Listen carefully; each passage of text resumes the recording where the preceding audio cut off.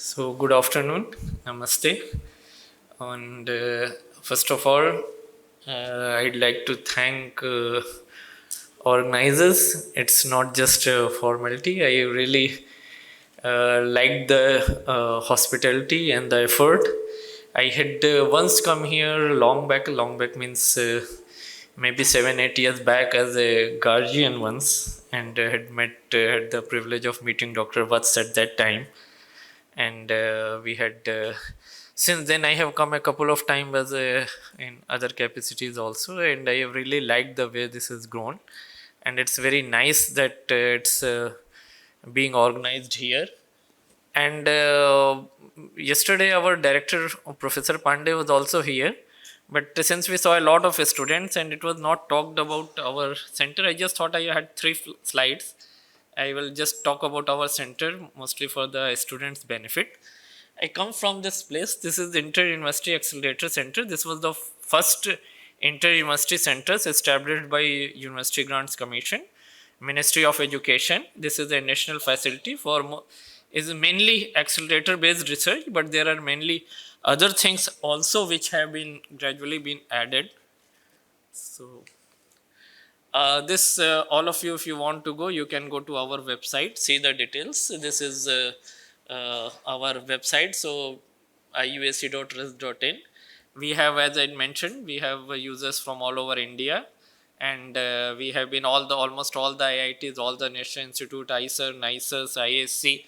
We have users coming from everywhere, and all this our areas we have been working in all the different area: material science, nuclear science, material science, radiation biology, accelerator mass spectroscopy, atomic physics, cell physics. So all the areas which are doing, and a lot of facilities. Once you go on the website and you can see, this is one of the latest world class facilities you will find, like especially in nuclear physics we have three national facilities that are called National Gamma Array, this National Neutron Array, and in material science we have mainly associated thing. We have activities throughout the year, mostly for students, and you can go. Okay, this is so okay, just 1 minute. So these are some of the groups you can see. So mostly I've been involved in two groups. And one other thing, just before going to the main topic here, we also have set up a national facility for this supercomputers. It's I think a couple of weeks back, some of you may have seen in the news, Honorable Prime Minister had inaugurated the facility, and so the largest one of the three facilities of that under the supercomputer, the largest one is set up at IUAC. That again is we are trying to operate it as a virtual IUAC. So that facility will also be open to all the users at the national level. So that also we have started working. Actually, we have a workshop, and this calendar which I was showing you, our academic calendar, you will see most of these activities whenever we start, we have throughout the year. We have these activities where students can come and participate. And for this supercomputing facility, we have a school going on at present. I had a lecture there in the morning on this, what we can do in material science. So you can always look in this activities and join.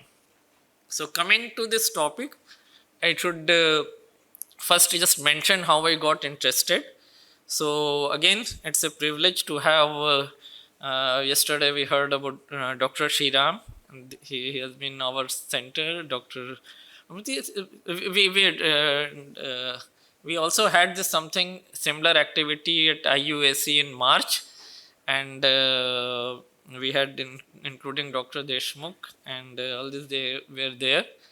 And I have been a student of Professor Shriram when he was long back in Allahabad University, almost 40 years.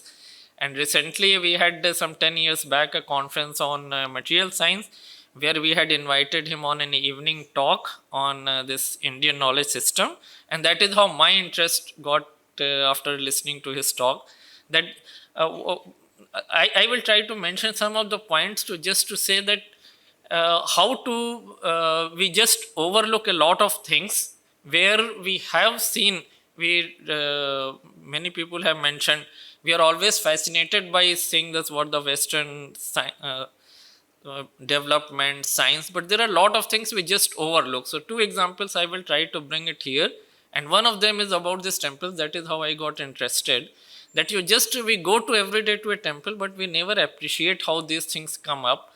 And this type of structures you see, you talk to any engineer nowadays, civil engineer, the buildings which are coming up, in most of them which you are staying in this multi-storied building, and what is its life? They will say generally 100 years, and maybe couple of 100 years. But these are the places which have been standing here thousands, more than 1,000 years. And it is a time you don't have this structures. If you just look at the construction wise, you should try to imagine this is a time when steel was not there, or the way we try to do in the buildings, mortar is not used, steel is not used. There have been in the places, like if you go to, this is on the coastal area where this air may have a lot of this salty water, air has this, and you have earthquakes have come and gone, and these things are still standing there. One other example, just a couple of weeks back, you must have seen Shashi Tharoor also sort of had tweeted it in this Swami Padmanabha temple. Every year on the equinox, people go and watch it. And Dr. Deshmukh had also shared this video, very nice video. So I will show you that photograph. You have to just, when you see that, you have to imagine what level of knowledge those people had when it was made, and what are the principles. So some of the things only I will try to bring it here. As I said, this all cannot be covered in 15-30 minute slide, and I have already taken 4 minutes in introduction. So I will next 20 minutes or so, I will just show you a glimpse and pick up from the places what seems interesting. So whenever you see, try to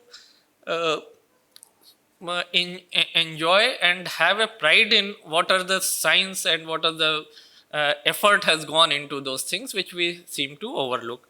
So these are the things sometime I will try to cover. As I said, this is a tradition going for 1500 years. This last photograph I showed, from there to the currently this Sri Ram Janmabhoomi temple in this is the same design and more or less the same principle which are used. This also is made in the similar way, what is called this Nagar style of this temple construction.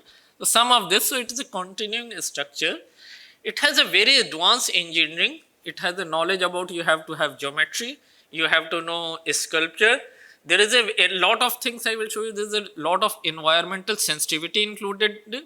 The things we talk about sustainable development, it is there 1,000 years back when this is described, how much care is taken for the care for the nature and sustainable construction. So that I will try to bring some of these points. And other thing, like we say, overseas influence, this you will find, I will show you these examples, that the same temple structure from north to south in India, from here you go all the way to Angkor Wat in Vietnam and Southeast Asia, you will find the same design. So we had this, it not only tells you about this cultural influence, it also tells you that you had this regular movement of people. There were people who were studying from here or maybe learning from here, and the same knowledge was in all this part of world. It was there. So all these things just into looking into the temples, if you look at it. I have tried to avoid the word Hindu temple.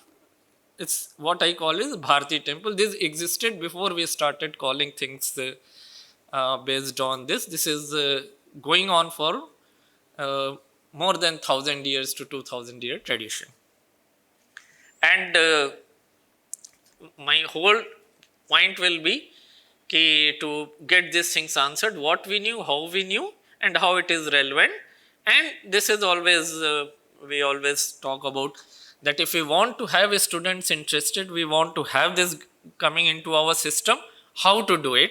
And this is some of the things we have now been discussing. It's very nice that government has taken up in our this new education policy, this NEP 2020, and this Indian knowledge system, what we are trying to call Bharati knowledge system or Bharati Gyan Parampara, how to bring those things in here. So that also will try to conclude. Just giving importance that what are the things it includes. It also includes everything about our philosophy. Most of these temples you will see there is a central pit. This is for meditation, and it is started before, that is the self realization, that is the main aim of all this. So what is called in this universal divine, this Purush, it has all the things of the philosophy, all the thing about what we say about you will see all the elements of Hindu pantheon, from fire, water, nature, deities, everything included in that. And as you are seeing in most of this temple's construction, you go in the center, you always are trying to go towards the moksha. And this is the other definition, so I will go into that. This I had just picked up from this Wikipedia. If you try to go into that, what are the things they will say, what is a temple. So a common thing you will find, this is, I have picked up one style, what this Naga style. These are the general temples you will see, that how these temples are there.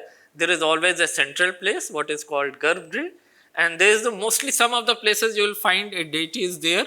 You go to the more older times, sometimes there will be nothing there, because it was the idea of self realization. So once you go there, what you are trying to find is, you are trying to find yourself, you are trying to your divine, which is, as our philosophy, is inside you only.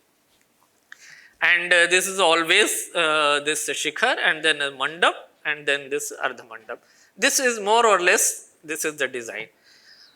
Is it documented? There are very well documented documents there. If you go into this Shilp Shastra and Vastu Shastra, you will find all the basic architectural principles are there. It's not just that it is people started doing on their own. There is a whole set of instruction, there are a whole set of teachings, and it's not that it is done in a year. So coming to this, some of this ancient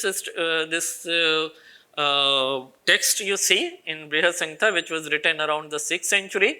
There are this Vedas in Arva. So all this, what should be a shilpin? This is talking about shilp, you know, this is referring to this craft. So what is the qualification? What is a shilpin? What is a shilp? And what is shilp? All this is described in there. A basic structure, so all this is depending on the space, it describes how this should be constructed, what should be the basic structure, and you will see most of them are this in the number. So I will come to that number thing in the couple of okay. So if you go into that, you will find some very interesting things mentioned. It says that you have to start learning from the age 5 to 12, and the highest degree when a person is finally qualified, it goes up to the age of 25. So this is a whole set of education going on for almost 10 to 12 years to become qualified as a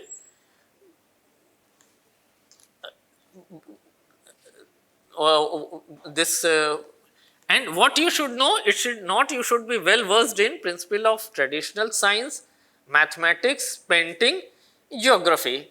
It says you should know about the Vedas, so you should know the philosophy, you should know the geometry, you should know this construction.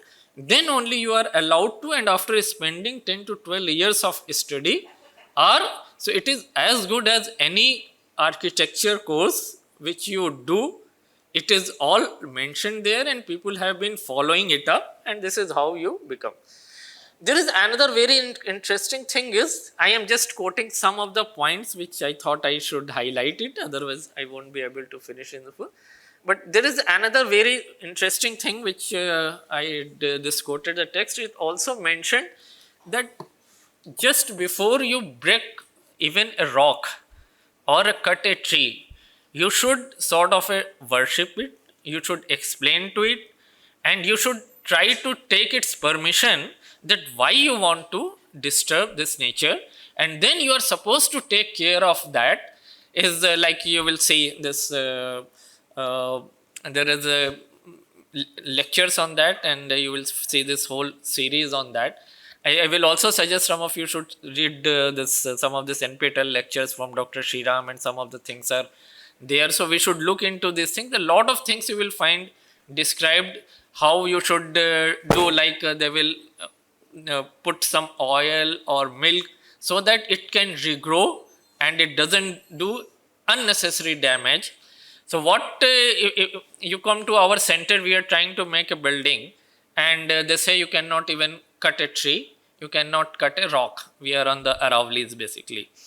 So this thing, 1,000 years back, it is also mentioned there that these are the things you should take care. Maybe if we had been taking care, we would not have reached this stage there. We have to now restrict everything. You work in a sort of with nature without sort of overusing it. That was the main message which you go. So coming to this design, I was telling this is the common. Most of the temples you will go have follow a common design. These are either they have a very well thought of geometrical design. Most of them you can start with this square structure, which will be either 8 by 8 grid or 9 by 9. These are the most common, but it goes from one, a single.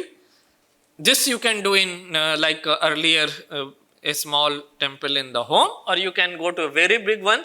So they describe from either one path or to going into 30 into 32 grid, though the most common are 64 and 81. 64 is the most common standard. All of them will follow the same pattern. You have Devpath, you have a Manush Path, and you have Pashachika Path. You go around when in the temple, you are supposed to do a parikrama. So there is a physical meaning, there is a spiritual meaning. You start from Pashachika Path, and this is the Manush. So you have both sides. One side, if you look at it, you have the negative things. Then you move towards the Devik Path, so you are going towards the positive things, and finally when you have crossed, you have left these negative things outside, you walk in, you go toward that, and then you reach the inner sanctorum where you are supposed to find the what is called the Brahma Path. It can be either 4 square going into the center or just the central space. Depending on that, all of this going into your, signifying your movement from the negative things toward the positive, with the end result reaching your self-realization.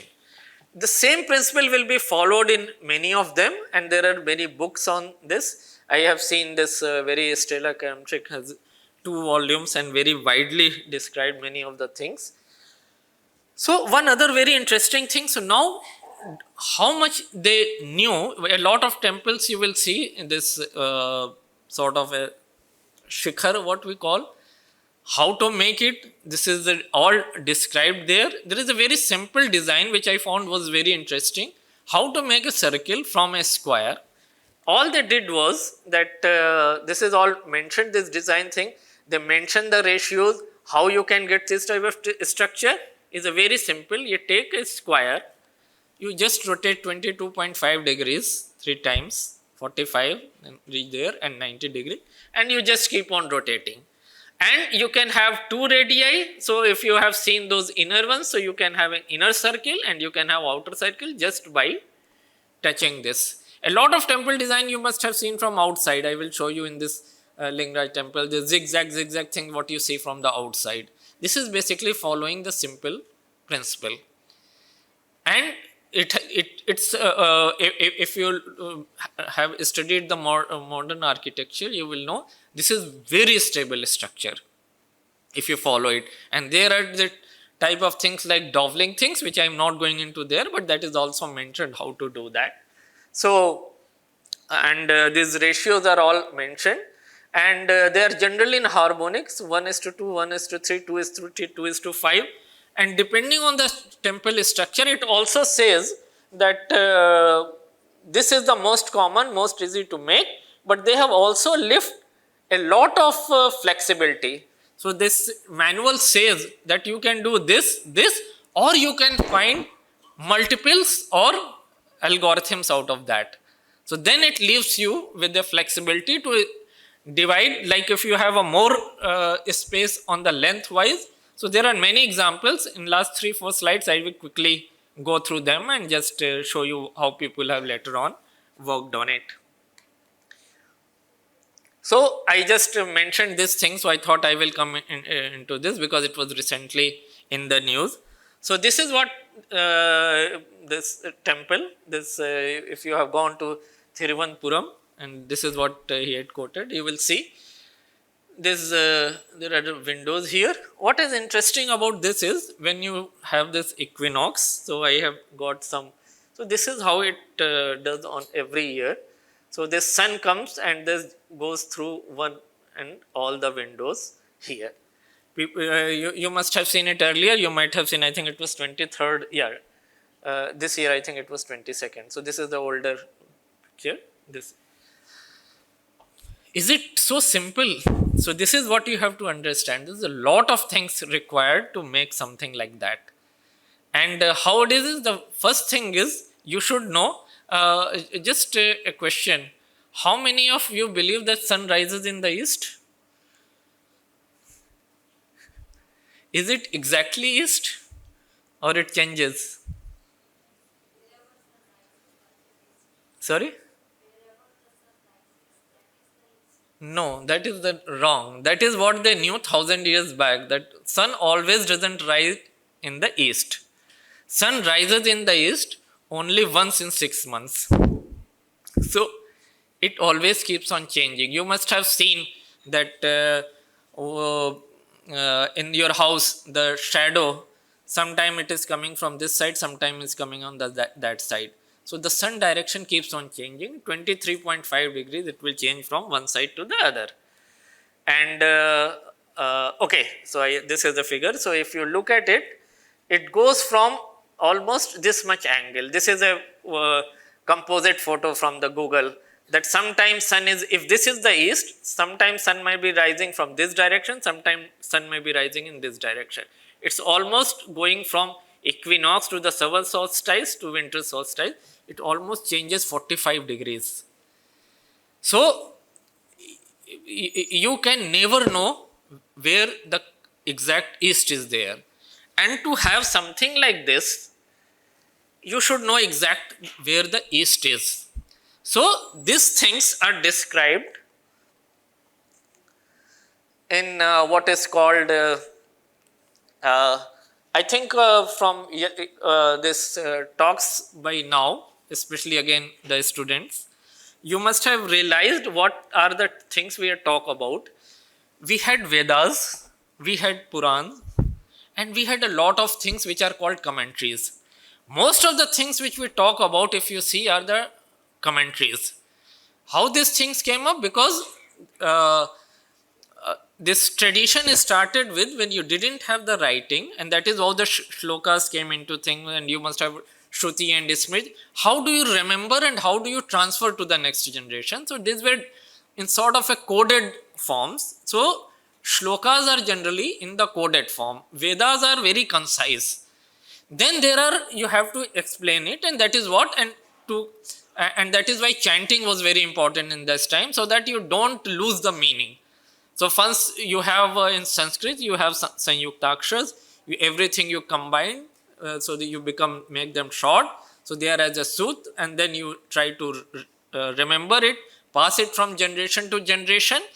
And if we had not had the disruption, we would have all this knowledge, but since we didn't have writing, a lot of got disrupted.